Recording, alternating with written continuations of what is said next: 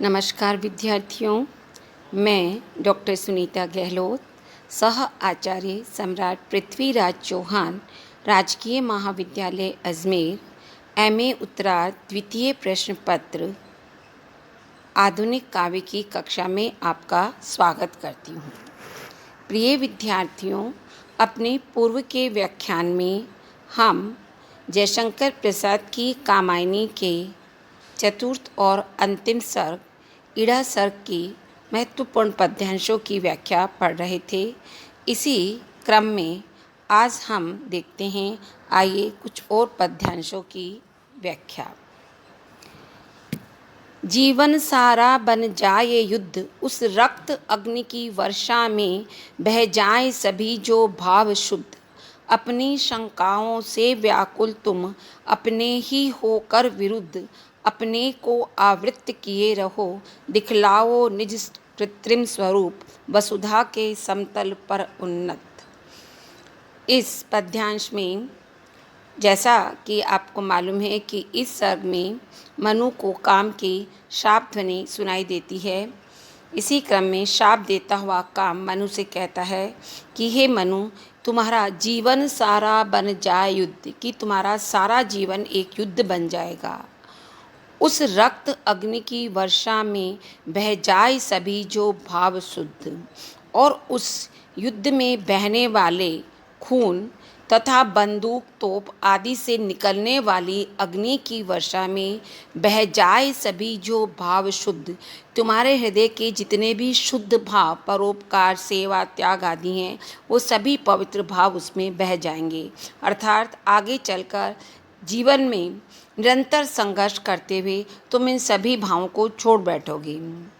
अपनी शंकाओं से व्याकुल तुम अपने ही होकर विरुद्ध, और इतना ही नहीं, तुम्हारे हृदय में संदेह यहाँ तक बढ़ जाएगा कि तुम अपनी ही शंकाओं से व्याकुल होकर, अपने ही होकर विरुद्ध, अपनी ही आत्मा के विरुद्ध कार्य करने लगोगे। अपने को आवृत्त किए रहो, दिखलाओ निज कृत्रिम स्वरूप। आवृत्त किए मतलब छिपाए रहो, और अपने वास्तविक रूप को छिपाकर तुम सदैव लोगों को अपना कृत्रिम या आडंबरपूर्ण स्वरूप ही दिखाओगे। इतना ही नहीं, उस समय वसुधा के समतल उन्नत पर चलता फिरता हो दंभ स्तूप, उस समय तुम्हारे हृदय में दंभ की मात्रा इतनी अधिक भर जाएगी कि अपने उस दंभ एवं अहंकार से उन्नत होकर तुम पृथ्वी पर चलते हुए ऐसे जान पड़ोगे जैसे कि इस समतल भूमि पर दंभ का कोई ऊंचा टीला चलता फिरता दिखाई देता हो। श्रद्धा इस संस्कृति की रहस्य व्यापक विशुद्ध विश्वासमयी। अरे मनु, श्रद्धा अगाध विश्वास एवं व्यापक पवित्रता से भरे हुए हृदय वाली श्रद्धा ही इस सृष्टि का रहस्य है, क्योंकि मानव सृष्टि का विकास उसकी उन्हीं पवित्र भावनाओं के द्वारा ही संभव है, जो कि तुम्हारे जैसे संकुचित विचारों से नहीं। सब कुछ देकर नवनिधि अपनी तुमसे ही तो वह चली गई। उस पवित्र नारी ने, अर्थात उस पवित्र हृदय वाली नारी श्रद्धा ने अपने हृदय की समस्त सात्विक भावनाओं को तुम्हें अर्पित कर दिया। सब कुछ देकर मतलब सब कुछ, नवनिधि अपनी, नवनिधि मतलब सात्विक भावनाएं, अपने हृदय की समस्त सात्विक भावनाएं तुम्हें समर्पित कर दी, परंतु तुमसे ही तो चली गई। परंतु तुमने उसके साथ विश्वासघात किया, क्योंकि तुम सृष्टि का विकास करने के लिए उसके सात्विक विचारों और पवित्र विचारों को नहीं अपना सके। इसी कारण आज तुम हो वर्तमान से वंचित, तुम अपने भविष्य में रहो रुद्ध। इसी कारण तुम आज वर्तमान जीवन से वंचित होकर भविष्य की आशा में ही रुद्ध मतलब अटके हुए रह गए हो। परंतु यह याद रखो कि श्रद्धाविहीन होने के कारण सारा प्रपंच ही हो अशुद्ध, कि श्रद्धाविहीन होने के कारण भविष्य में प्राप्त होने वाला यह संपूर्ण संसार, प्रपंच यानी संसार और उसके आडंबर, तुम्हें सब कहीं अपवित्र मिलेंगे, कहीं भी तुम्हें पवित्रता के दर्शन नहीं होंगे। विशेष में देखिए, यहाँ कवि ने श्रद्धा एवं विश्वासहीन मानव की जीवन का एक सजीव चित्र अंकित किया है और ये बताया है कि ऐसा मनुष्य सदैव शंकालु बना रहता है, सभी पर संदेह करता है, उसे स्वयं पर विश्वास नहीं होता, सदैव कपटपूर्ण व्यवहार करता है और दंभ में चूर होकर अपने उज्जवल भविष्य के स्वप्न देखता रहता है, परंतु उसे सदैव उसके अपवित्र कार्य और अशुद्ध आचरण चलते रहते हैं। दूसरा है, यहाँ कवि ने युद्ध के द्वारा जीवन के संघर्ष का अत्यंत सारगर्भित बिंब प्रस्तुत किया है, साथ ही स्तूप के द्वारा दंभपूर्ण व्यक्ति का एक सजीव बिंब अंकित किया है। श्रद्धा को संस्कृति का रहस्य कहने से कवि का अभिप्राय यह है कि श्रद्धा में वे सभी उदात्त भावनाएं विद्यमान हैं जिनसे इस मानव सृष्टि का विकास हो सकता है और वह मनु का उजड़ा हुआ संसार भी पुनः बस सकता है, परंतु मनु अभी तक इस बात को समझ नहीं पाए हैं। उनके लिए श्रद्धा अभी तक स्पष्ट नहीं हुई है, उसके वास्तविक स्वरूप को अभी तक नहीं जान पाए हैं और जीवन युद्ध और दंभ स्तूप में रूपक अलंकार का प्रयोग द्रष्टव्य है। अगला देखिए, तुम जरा मरण में चिर अशांत जिसको अब तक समझे थे, सब जीवन परिवर्तन अनंग अमृत वही भोलेगा तुम।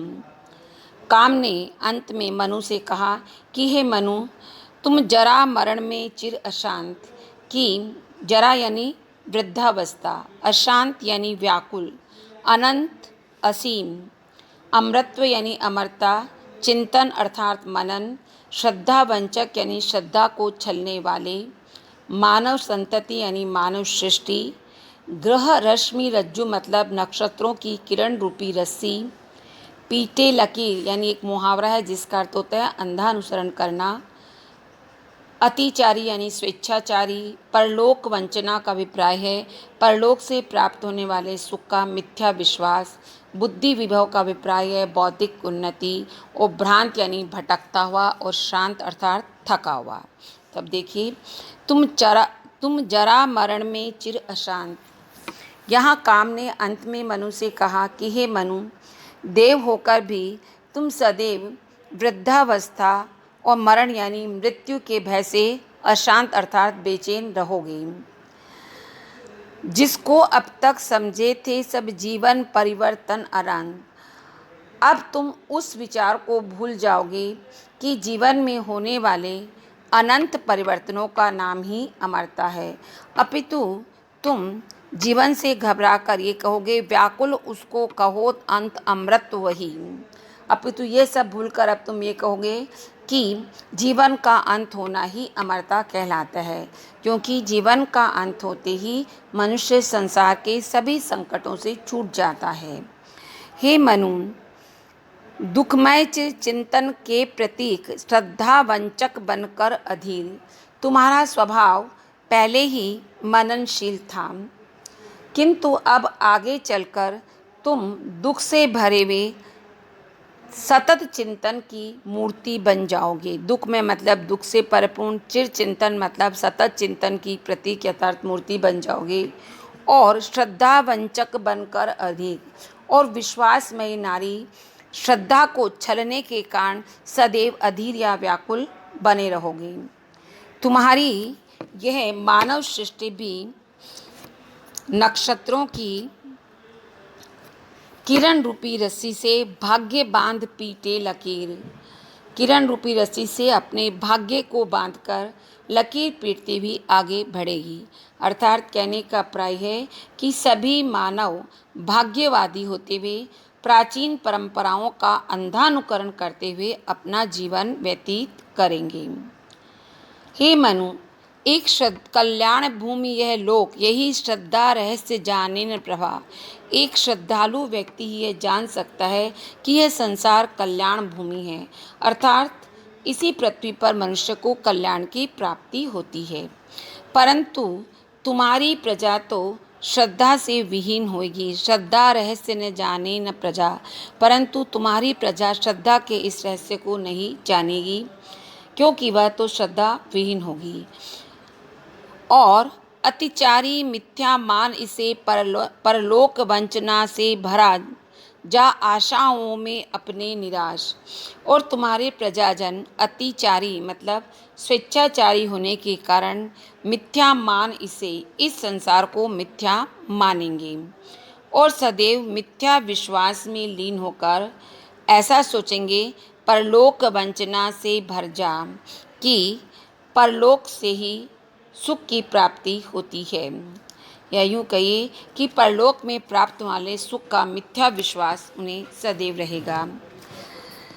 आशाओं में अपने निराश, तुम्हारी संपूर्ण प्रजा सदैव निराश बनी रहेगी। आशाओं में उसकी कोई भी आशा कभी पूर्ण नहीं होगी। और निज बुद्धि विभव से रहे भ्रांत, और तुम्हारी प्रजा निज बुद्धि विभव मतलब अपनी बौद्धिक उन्नति तो पर्याप्त मात्रा में कर लेगी, परंतु बुद्धि का पर्याप्त विकास होने पर भी वह निरंतर भ्रमित या भटकती रहेगी। उसे कभी शांति प्राप्त नहीं होगी। वह चलता रहे सदैव शांत, और वह थक कर भी सदैव बिना थके, और वह चलता रहे सदैव शांत यानी और थक कर भी सदैव अपने मार्ग पर आगे बढ़ती रहेगी। विशेष में देखिए, यहाँ पर कवि ने पुनः विज्ञान में उन्नत मानव के भविष्य की ओर संकेत किया है तथा बताया है कि वैज्ञानिक युग का मानव श्रद्धा विहीन होकर सतत चिंतनशील बना रहेगा। उसे शांति नहीं मिलेगी और वह यह भी भूल जाएगा कि हमारी ये धरती ही संपूर्ण कल्याणों को देने वाली है। वह किसी दूसरे लोक में सुख खोजने का मिथ्या प्रयत्न करेगा तथा निराश तथा शांत होकर सदैव बुद्धि के क्षेत्र में ही आगे बढ़ता चला जाएगा। दूसरा, रज्जु के द्वारा परंपराओं से बंधे रहने का हृदय स्पर्शी बिंब प्रस्तुत किया गया है। चिरचिंतन के प्रतीक में रूपक अलंकार है। ग्रह रश्मि रज्जु में भी रूपक अलंकार है और आशाओं में निराश में विरोधाभास अलंकार का प्रयोग हुआ है, क्योंकि यहाँ पर आशा और निराशा दोनों परस्पर विरोधी शब्दों का प्रयोग हुआ है, परंतु जैसे जैसे हम इसका भावार्थ करते हैं विरोध का यह आभास स्वतः ही समाप्त होता चला जाता है। अगला देखिए, अभिशाप प्रतिध्वनि हुई लीन नभ सागर के अंतस्थल में, जैसे छिप जाता महामीन मृदु मरुत लहर में फेनोपम तारागण झिलमिल हुए दीन।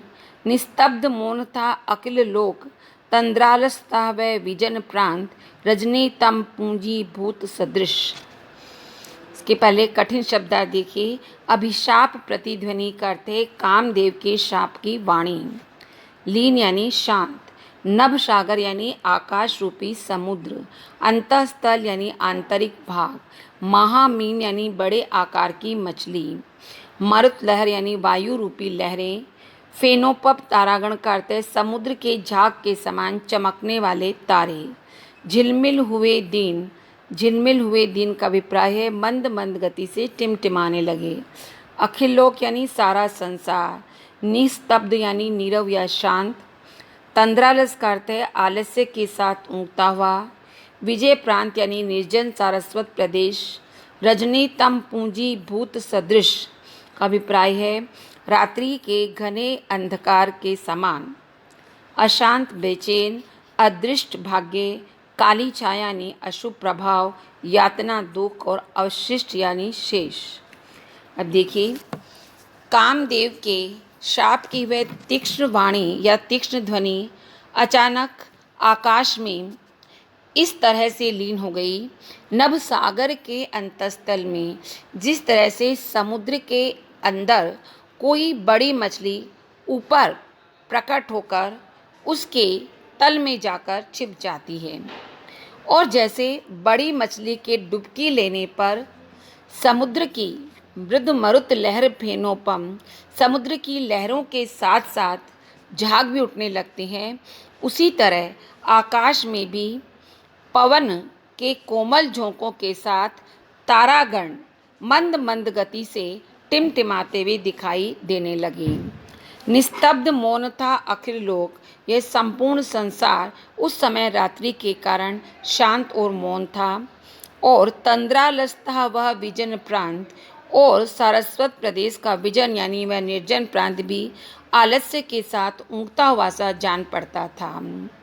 उस नीरव सारस्वत प्रदेश में पड़े हुए मनु रजनी तम पूंजी भूत सदृश, मतलब रात्रि के घने अंधकार की भांति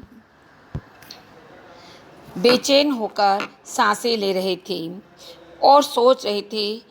वे सोच रहे थे आज वही मेरा अदृष्ट बन फिर आया, कि आज वही काम मेरा भाग्य बनकर फिर यहाँ उपस्थित हो गया है। जिसने डाली थी जीवन पर पहले अपनी काली खाया, और इसी काम ने पहले स्वप्न में उपस्थित होकर मेरे जीवन में अपना अशुभ प्रभाव डाला था। इसी काम के वशीभूत होकर मैं श्रद्धा को ग्रहण करने की लालसा मेरे हृदय में उत्पन्न हुई थी, और इसी ने वासना को मेरे हृदय में जगाया था, और आज वही काम लिख दिया आज उसने भविष्य। और आज इसी काम ने ऐसा भयानक भविष्य लिखने के लिए पुनः यहाँ पर उपस्थित हो गया है, और लिखा है यातना चलेगी अंतहीन, कि अब तो जीवन में यह कष्ट अंत तक सहने पड़ेंगे, अर्थात अब ये कष्ट जो है वह अंत तक चलते रहेंगे, इनका कोई अंत नहीं होगा। अब तो अवशिष्ट उपाय भी ना, और उनसे छुटकारा पाने का भी कोई उपाय अब मेरे पास शेष नहीं है। विशेष में देखिए, कवि ने यहाँ पर काम के आध्यात्मिक रूप का दिग्दर्शन कराते हुए ये संकेत किया है कि मनु ने काम का वासनात्मक रूप अपनाकर अपने जीवन को बर्बाद कर लिया था, और इसी कारण उन्हें अपने भविष्य को नष्ट करने वाली काम की शाप ध्वनि सुनाई दी। यदि वे काम के आध्यात्मिक या एवं सृजनात्मक रूप को अपनाकर अपना जीवन व्यतीत करते तो उन्हें ऐसी यातनाएं नहीं उठानी पड़ती।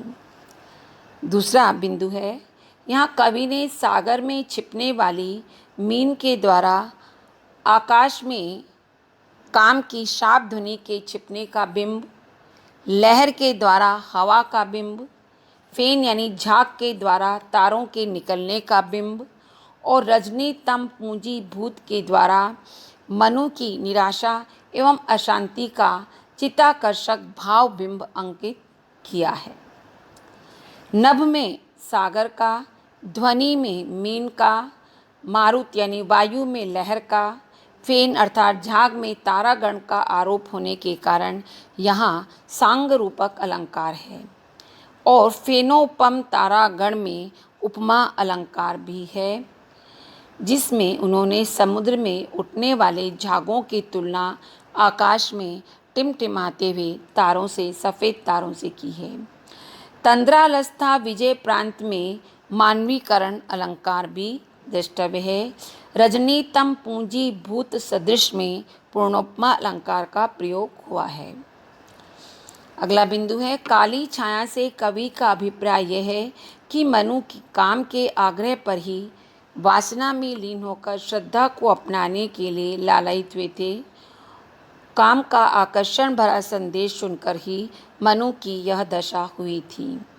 काली छाया का शाब्दिक अर्थ है काली छाया, परंतु इसमें लक्षण लक्षणा का प्रयोग है जिसका अर्थ है अशुभ प्रभाव। धन्यवाद। अपने अगले व्याख्यान में हम इड़ा सर के कुछ और पद्यांशों की व्याख्या लेकर उपस्थित होंगे।